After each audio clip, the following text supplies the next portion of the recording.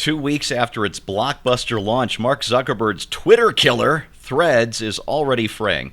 Hey, everybody, I'm Steve Green with Bill Whittle and Scott Ott, and this is Right Angle, brought to you by the members of BillWhittle.com. And gentlemen, I don't know if you're aware of this, but when Threads launched on July 5th or 6th, they hit 2 million users in the first hour, 5 million users a couple hours after that, and in just 5 days, they beat all records by getting 100 million users.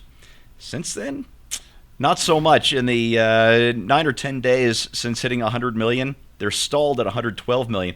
And get this, daily active users, this is just on Android because iOS makes it harder to grab these numbers. Daily active users dropped in half, more than in half, from 49 million to 23.6 million. And this is probably the best measure of how little there is to do of any interest on Threads. User engagement, that's the amount of time people actually spend using the app, dropped from 21 minutes, that was its peak on July 7, just 2 days after launch, to 6 minutes. So, wow. Yeah, Threads has a problem here. And, Bill, I kind of think that Threads launch figures were kind of a scam. Not that they were fake, but that it was too easy to generate them. Because if you had an Instagram account, and something like 1.8 billion people have an Instagram account, you got the invite to check out Threads. And if you got it, and this part was kind of genius, it brought over all of your Instagram contacts and followers if they were also on Threads. So you didn't have to build your friends from scratch on the new platform. But apparently, without anything to do there, people lost interest. Well, I think probably that incredible opening number that they're so proud of bragging about, I bet you 98% of that is just click-throughs from, hey, do you want to do this and add Instagram stuff? And I think probably the other 2% is people signing up for Threads to make sure they get the username they want before it's taken. In the unlikely event that it becomes, a success. The internet is a wonderful thing, and not because of things like this, but because of the pop reaction to things like this, and I'll get to that on my episode this week. But in the middle of all of this, I just started hearing somebody refer to him as Jeff Zuckerberg, but I just thought that's about all you have to say about the guy. Poor guy. You can look at because Jeff Zuckerberg has not been having a good decade. And Facebook is certainly we're past peak Facebook, and Facebook has tumbled. Then he's putting more and more and more chips onto Meta that apparently he's astonished at, that nobody wants to go shopping in a virtual shopping cart with a virtual rows of product that you can do from your heavy virtual reality headset from the comfort of your home. He's astonished that nobody's just leaping to that.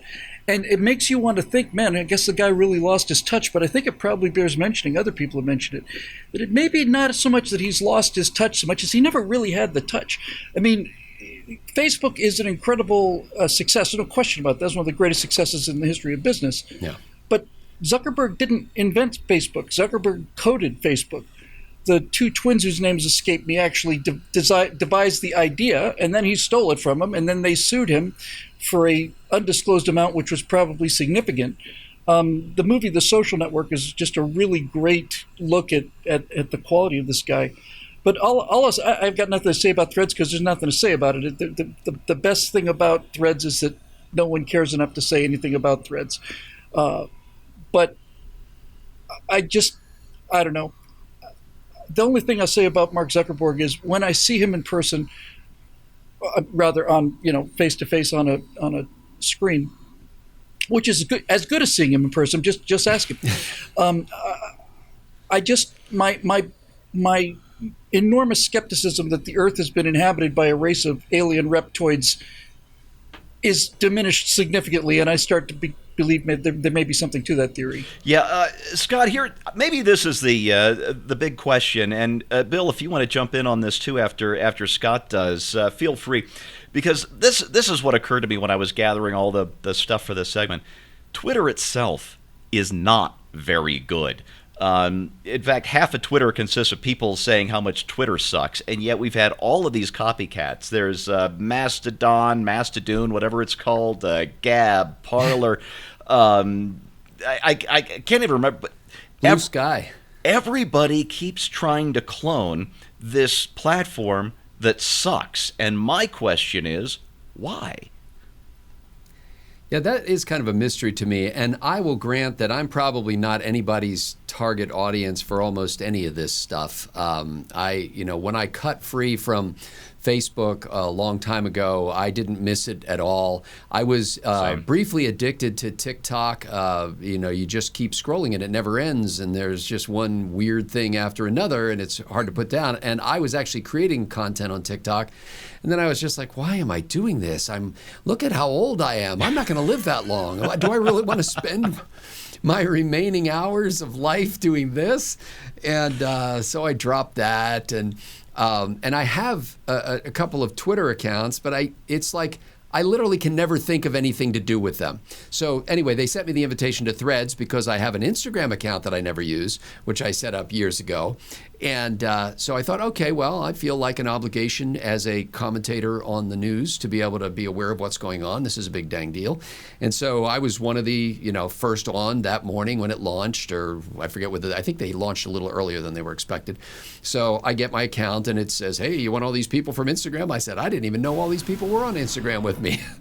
And I think I posted one thing, and then I was kind of scrolling through, and all the posts that I saw on Threads were about Threads, or about how Elon Musk must be shaking in his boots because Twitter's going down as a result of Threads. And the whole idea was that there was this kind of like, everybody wants to get rid of Twitter because it's just a nasty cesspool of human vitriol and hatred, and this was going to be different. And the whole time I'm thinking, wait, are you doing Threads without humans? Because my guess is it's going to be the same. It'll just be a slightly different font or something, but it'll still be the same human depravity on this microblogging platform. So it's after scrolling through, dozens, if not hundreds of comments that were nothing but commentary on being on Threads, or how hot Threads was going to be, or how sad Elon Musk had to be that Twitter was going to die. I was just like, there is just absolutely no use. So just now when you brought up this topic, I pulled up my phone and I thought, I wonder what's on Threads now, which I haven't touched in a week or two. And I said no one ever. Yes, that's right. and I scroll. It's actually, I put it on my home page of my phone because I thought, the main page, I thought I'm going to give this a chance and I'll see if this engages my interest. And so I'm scrolling through here and I'm like, who are these people? Why are they making these bland pronouncements? I don't care about any of this. After this show, I'm going to delete it from my homepage.